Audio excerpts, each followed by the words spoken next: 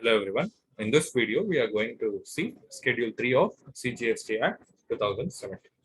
What is the relevance of this Schedule 3? As per 7.2a, notwithstanding anything contained in 7.1, activities or transactions specified in Schedule 3 shall be neither treated as supply of goods or service. Like, even though a particular activity or transaction is concluded to be supply as per 7.1, the Act specifically says that if a particular activity or transaction, if it is specified in Schedule 3, it shall not be treated as supply of goods or service.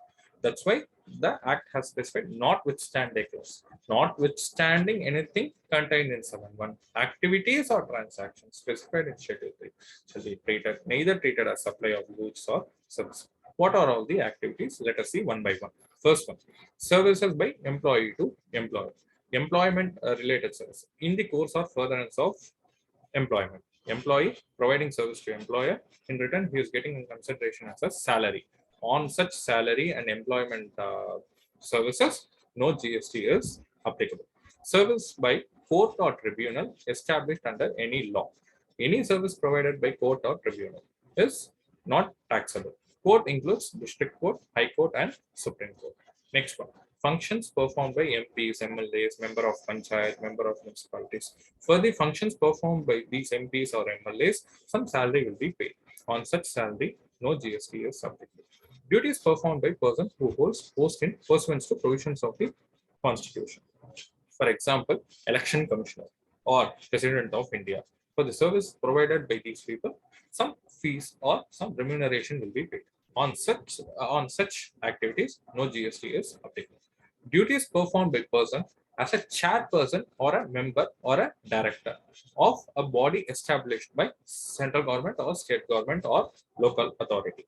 For example, CA Institute will be members of the CA Institute will be electing a person, central council members. Central council members will be electing the president.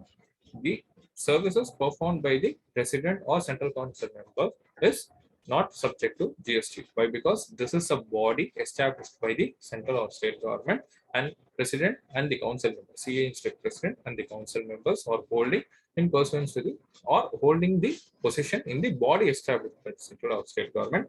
Whatever remuneration these people get is not subject to GST. Services of funeral, burial, crematorium, and mortuarium, including transportation of the deceased, is not taxable. Sale of land and sale of building is not taxable. So both immovable properties. Sale of immovable properties is kept outside the ambit of GST. Sale of land, not taxable. Sale of building.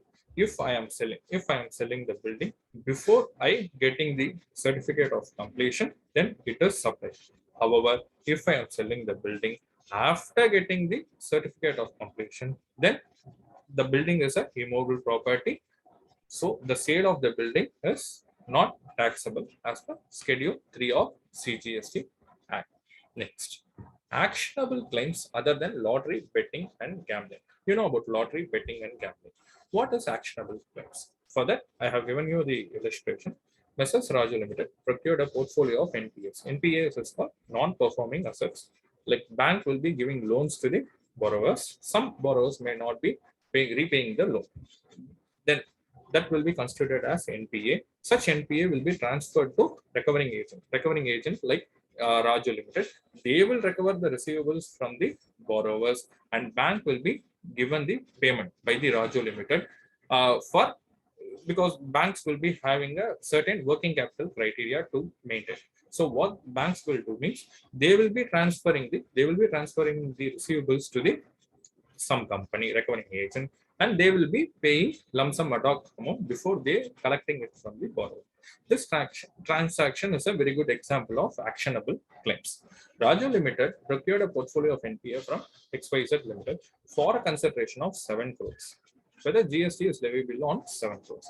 A transaction of procurement of portfolio is a transaction in actionable claim in which I can make some actionable claims, and it is covered under the para 6 of Schedule 3 of CGST Act. Therefore, no GST is applicable on such transaction. Next, supply of goods from place in non-taxable territory to another place in non-taxable territory without such goods entering into India. A particular goods is there is a transaction between US and UK. From US, one sale is happening in UK without the goods entering into India. Then why it is specifically stated in Schedule 3? Why? Because it is a transaction between UK and US. Why unnecessarily the Act is providing in Schedule 3, which is the doubt which will arise on the first reading of this line. Because of the developments in the e-commerce industry, for example, I am ordering a particular book. For example, I'm ordering particular book from UK, and I am placing the order to transfer the good to the some address in US. Now the goods from UK is going to US. From UK, the goods is going to US without the goods entering into India. However, the order is placed in India through the website of Amazon. In such case, this is the very good example of Section 7. Supply of goods from place in non-taxable territory, UK, to another place in non-taxable territory, US, without such goods entering into India. However, I have ordered the good from India, but the goods is not entering into India. Now, whether GST is applicable on this transaction? No GST is applicable. Why? Because the goods has not entered into India. Next, supply of warehoused goods to any person before clearance to home consumption. Custom warehouse, there will be a place called custom warehouse where the goods before getting the clearance to home consumption will be placed by the importer. Before importing, it will be stored at the warehouse. In such, if some goods are sold within the warehouse to another person, then it is not taxable. Why? Because at the time of home consumption, anyway I am going to tax that goods.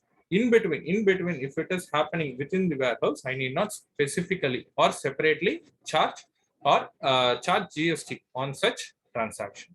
Next comes supply of goods by consignee to any person by endorsement of document of title of goods after goods have been dispatched from the port of origin located outside India but before clearance for home consumption. A particular goods has been started to getting it transported from, for example, from UK, one goods is coming to India through a conveyance. Before it entering into the territorial waters of India, I am transferring that good from the conveyance which has started from UK. I am transferring the goods to another person in the another person, which is called as high seas sale. The sale is happening in the high seas, which is outside the territorial waters of India. In such case, on such transactions, no GST is applicable. On such transactions, no GST is applicable. We have seen totally 9, which are specified in 7 to A of the CGST. In order to remember it very easily, we can remember it like this. You know A, B, C, D, E, F, G, H. A for actionable claims other than lottery betting and gambling.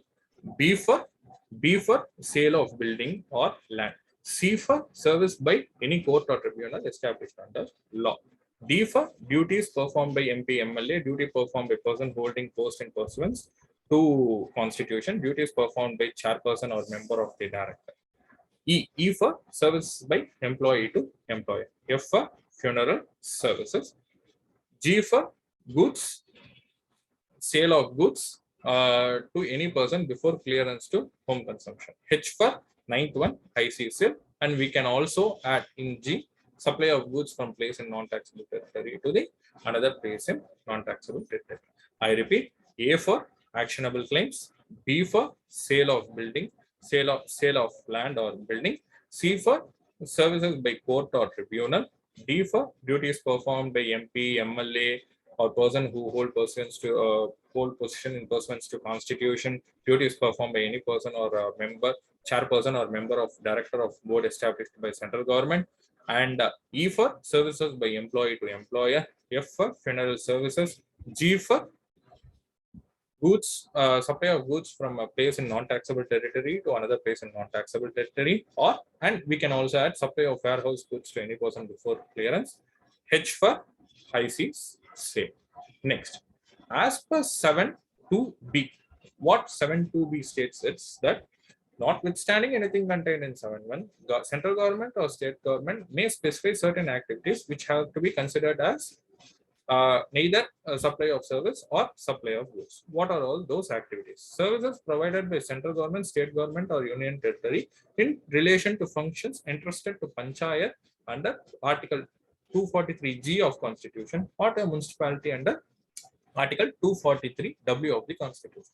For example, fire service and like a road or a construction of road. These are all the activities which are specified in these 243 W and G and law and order service like the service.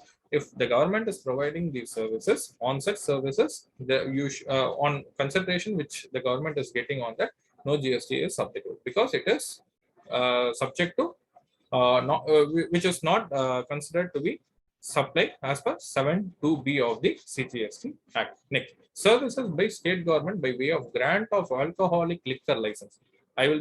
Government will be providing an alcoholic liquor license to some person.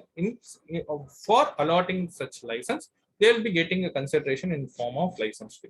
On such license fee, no GST is applicable. This is with respect to Schedule 3 of CGST.